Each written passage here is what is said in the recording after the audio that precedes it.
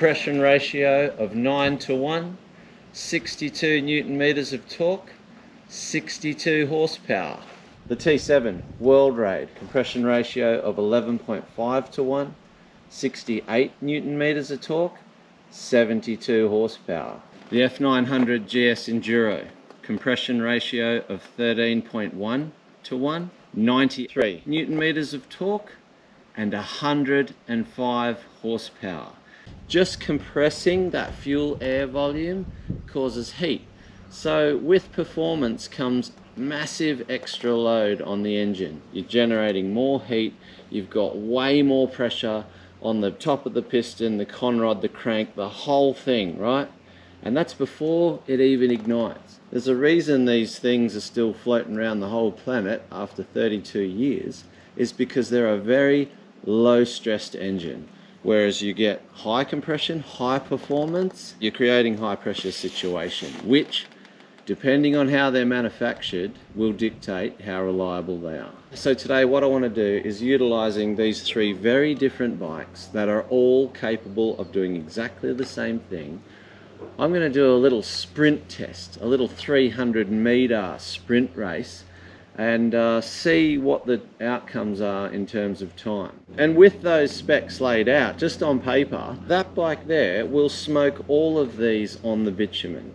First, second, third, no question. Off-road, different story altogether. That first, second, third drag race on the bitumen is going to level right out off-road. So that's what I want to find out today. And I think we'll just come out swinging. Let's start with the Beamer. Rightio, the big dog.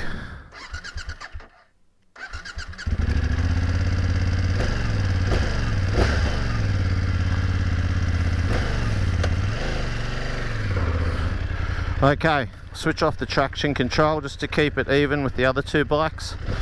Enduro Pro, I reckon I got some horsepower there. Alright, we're going to do two. Standing motocross start and then a rolling start. 2 runs. Alright Beamer, let's see what you got.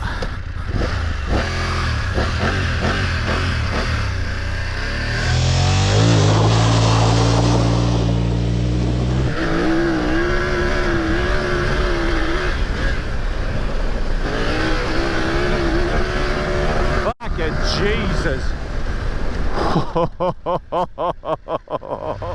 Alright, second gear rolling start now. This will be a different story.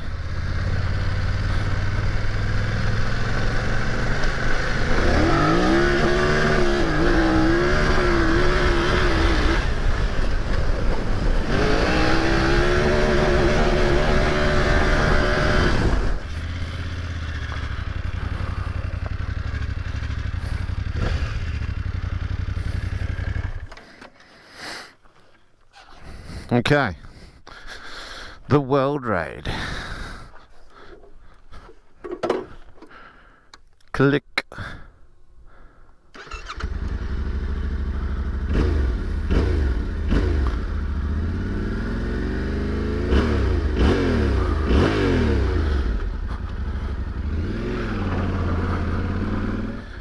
Alright, no traction control on this one, I just put the ABS in off-road. Let's see what you got, T7 World Raid.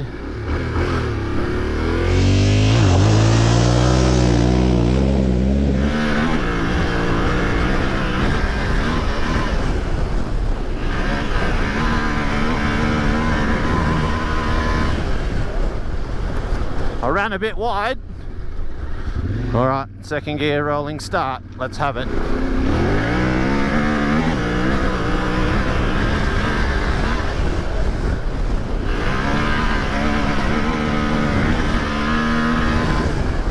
Yeah, that felt pretty fast.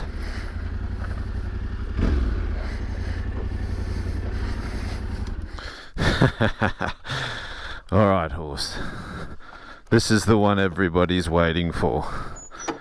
Time to shine, old friend. Bit of choke. You are ready. You are more than ready.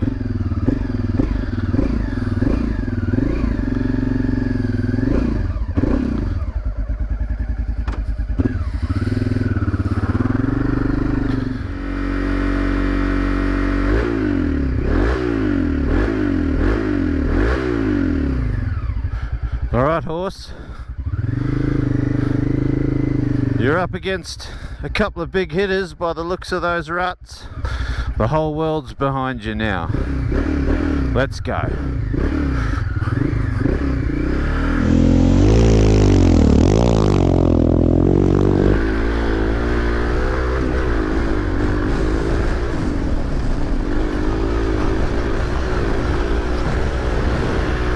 Woohoo! Right on, horse. Rolling start.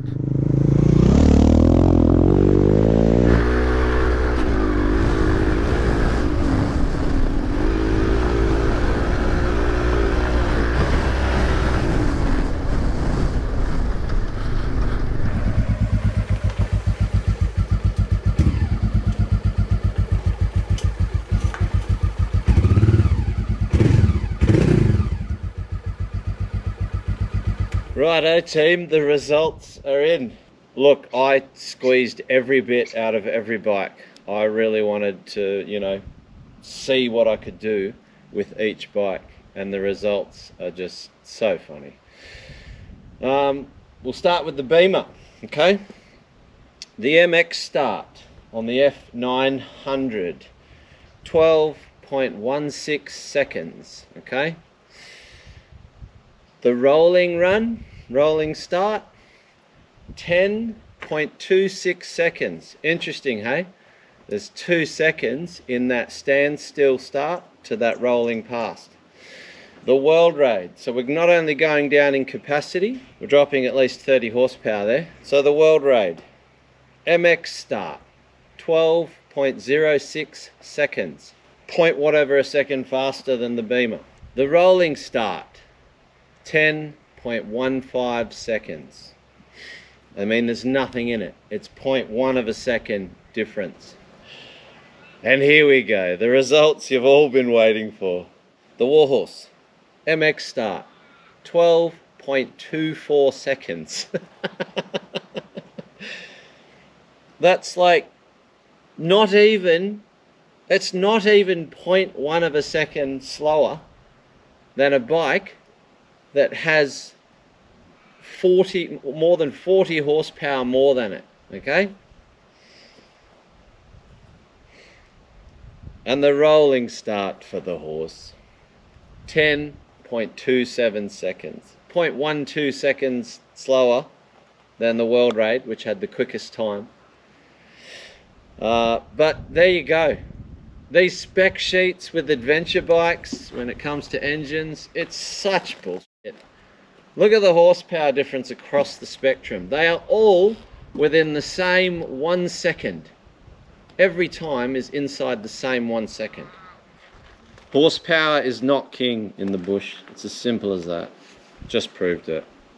Okay. Have a listen to all these motors, which won't be too far off their running temperature.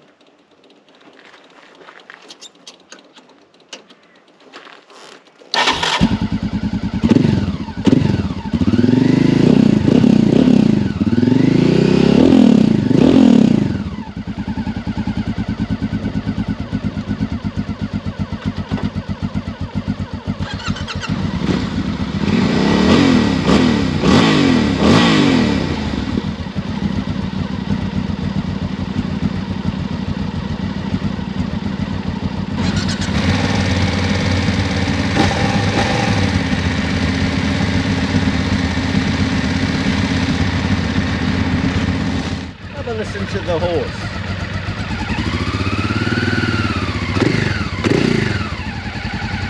Signature Honda Whir from the 90s.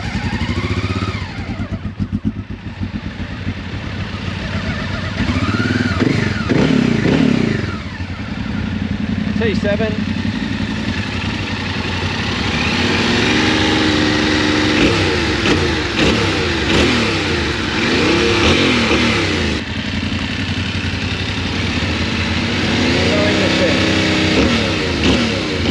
Noisiest motor here is the Beamer.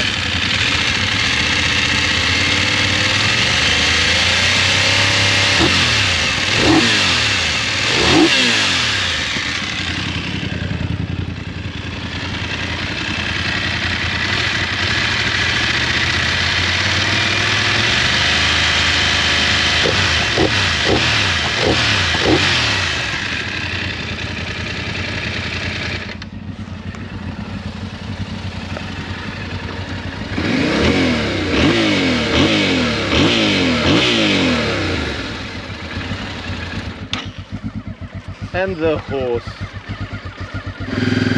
Listen to her. I think you guys know I'm a bit biased towards the horse, but however, sewing machine engineering.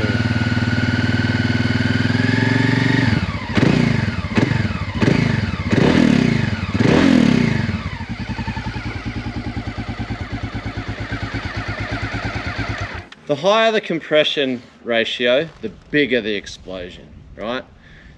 That engine is containing a much bigger explosion than this engine.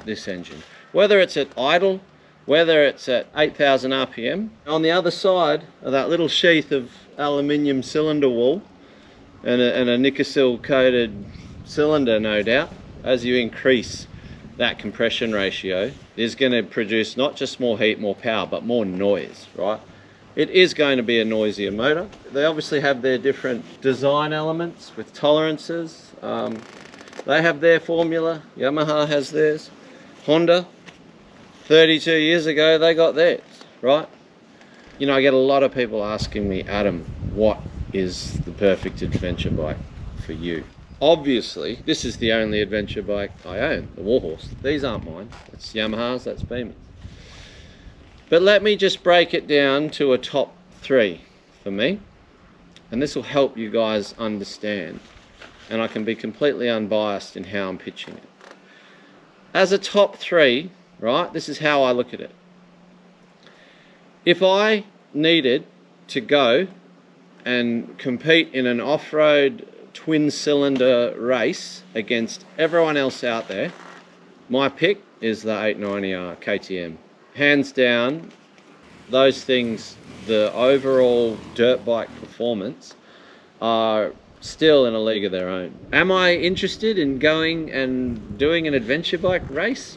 Not really, but if I were, KTM 890R, hands down winner for me. That's honest. I know how good those things are. If I was loaded, money wasn't an issue, retired, and I just wanted to ride around the world at a cruisy, you know, pace and just see everything everywhere, that's freeways, mountain roads, dirt tracks, everything, beach sand, the whole lot. GS 1250, I haven't ridden a 1300, but the Rhino is the pick for me, for just that full global traveller to just go and see everything, you know, road riding, dirt riding, all of it. They're a very unique, pleasurable experience, those big Beamers, the big GS.